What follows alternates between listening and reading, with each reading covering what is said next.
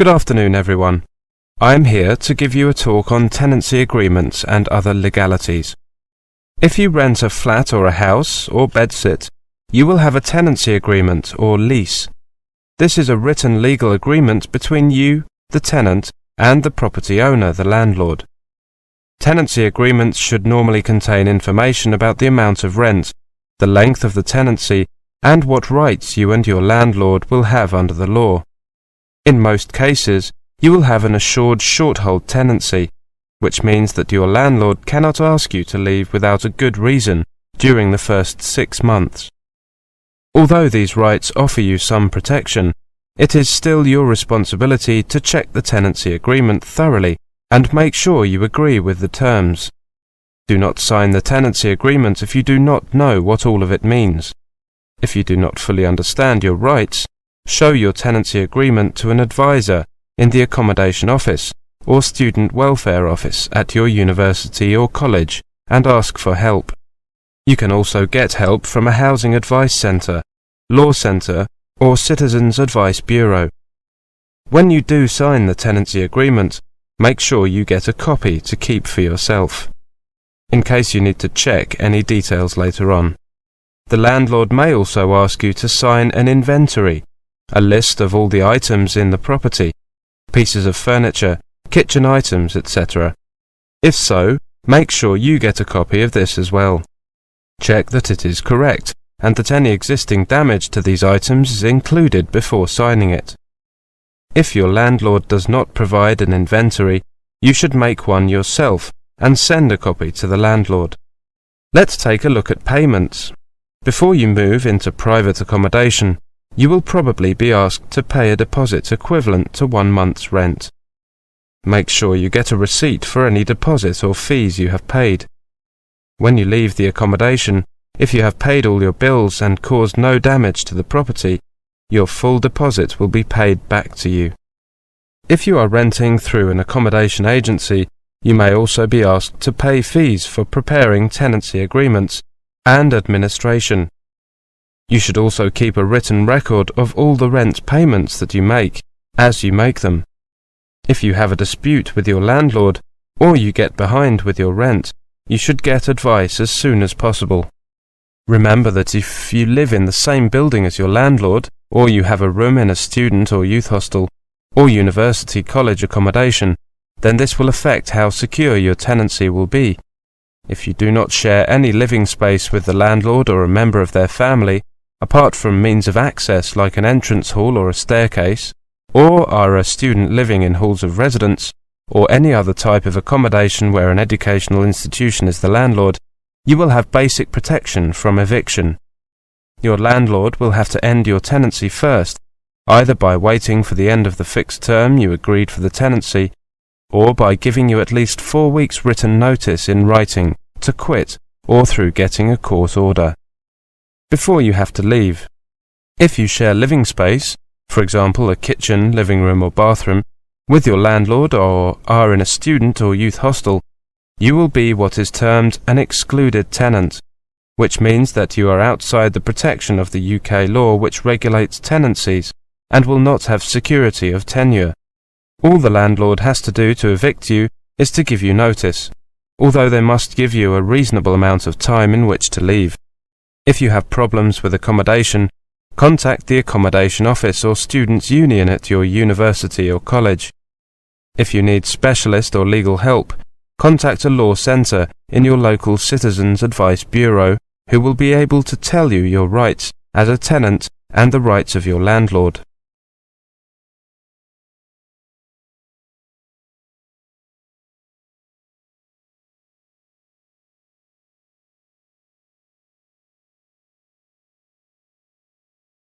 Good morning, Clara. Take a seat. Right, I've read your first draft of your project on housing. Well done. Thank you. I know it's only a first draft though, so I'm sure you have some suggestions on how it can be improved. I was very nervous at first because it wasn't my first choice of topic. I had wanted to do something on voting patterns, but getting information, well, it didn't look possible within the time frame. Don't worry. I think that you have made a good choice. Yes, a comparison of the factors influencing house prices. Very topical. Definitely. There seems to be something about housing prices in the newspapers every day. I just wanted to compare the different factors. You know, location, the proximity of facilities such as schools. As I said, a good choice of topic. Now, the first part is very well done. You clearly introduce what you are going to look at, why and how. Do you think that I have covered enough points there? I think so. Did you have anything else in mind? You know, something else you'd like to cover? Well, a friend suggested that I might include crime rates. Actually, that's a very good idea. You might consider it. It is something that many people take into account, consciously or otherwise. When choosing a place to live, nowadays the police are required to keep quite detailed statistics on crime, and you can get them fairly easily. I mean, it's easy enough to ask for them, but it might take a while for the police to get them to you. OK, I'll make a note of that. Contact police for crime statistics. Now, I have to say that I found the middle part more difficult to get through. Oh, I thought I had done that rather well. Don't worry, it's not awful. It's just that, well, try to take a uniform approach. Use one for each criteria people use when choosing housing. That way you're comparing like with like rather than different things. I see. So I should stick with one as far as possible. Yes, that does seem logical.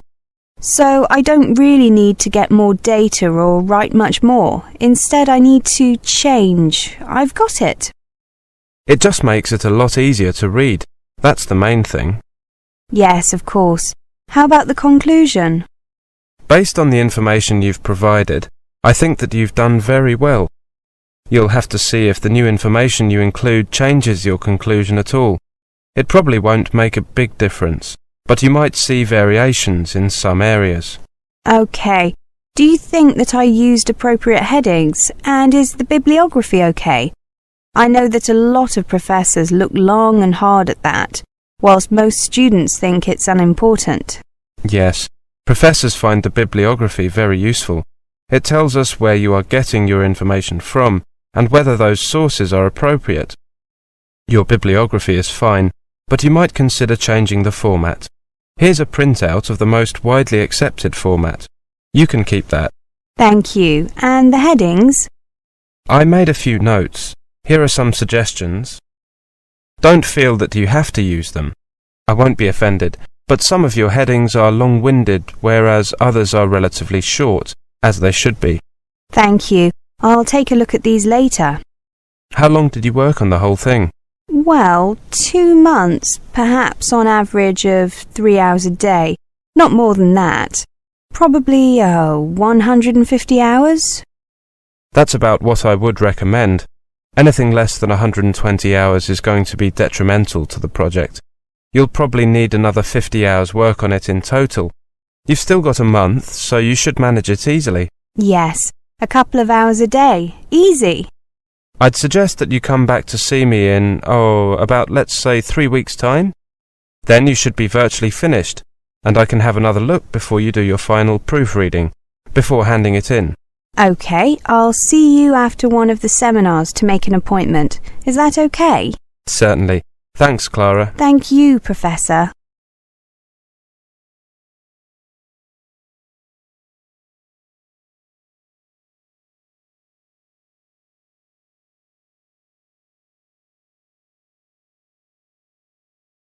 Welcome to this presentation on scholarships and funding. If you are hoping for help with funding your studies in the UK, you need to get working on this as soon as you can. It is almost impossible to make arrangements for financial support once you have left your own country.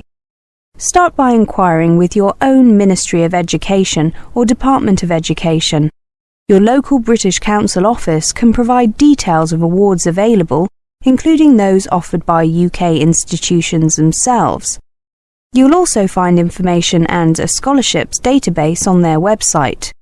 The main scholarship schemes available for international students include British Education Scholarships, Commonwealth scholarships, Foreign Office scholarships, and Overseas Students' Research Awards. British education scholarships are prestigious awards, enabling talented international students to study in the UK at postgraduate level. Only students studying for at least one academic year are eligible. About 2,000 new scholarships are currently awarded each year, and there are plans to expand the programme further. There are 3 types of scholarship. The first is a full award, where all the fees, a living allowance, and travel to and from the UK are paid for. Then there is a fees-only award, where all or part of the fees are paid. Finally, there is a partial award, where a combination of the fees and the allowances are paid. The value of the scholarship will vary, depending on the type of the award, the length of the course, and the country from which the student comes, but it is up to a maximum of £20,000. Contact the British Council or the British Embassy in your own country for details. You must be resident in your home country when you apply. Commonwealth scholarships are awards mainly for postgraduate study, although funding for undergraduate study may be possible if there are no suitable undergraduate courses in your home country. You must be a citizen of a Commonwealth country, including the UK. A university degree or equivalent is usually required. Apply to the British Council office in your country. You must be resident in your own country when you apply. About 3,000 of these scholarships are awarded each year, and their value ranges from £5,000 to £15,000. Foreign Office scholarships are a joint initiative by the Foreign Office and certain UK higher education institutions. The awards are normally given for taught postgraduate courses. In rare cases, an award may be made for undergraduate study if the course is not available at an institution in your home country. They are funded by the Foreign Office and participating UK higher education institutions. You must normally be under 35 years of age. You must be resident in a developing country, and you must not be currently employed by your government or by an international organisation. You should be planning to study a subject related to development and be fluent in English. Apply directly to one of the participating institutions. You can ask for a list of participating institutions from the British Embassy in your country or your local British Council office. Only about 500 of these awards are made each year, and their value ranges from £7,000 to £12,000. Overseas Students' Research Awards are awards for full-time postgraduate study for a period of 1 year. They make up the difference between home and overseas students' fees. They are funded by the Ministry of Education. You must be a postgraduate research student at a publicly funded higher education institution in the UK. You will need to demonstrate academic merit and research potential. Application forms are available from UK higher education institutions, so contact the one where you want to study. For further information, contact the OSRA office via their website, www.osra.org. Actually, you can email them at osra@osra.org.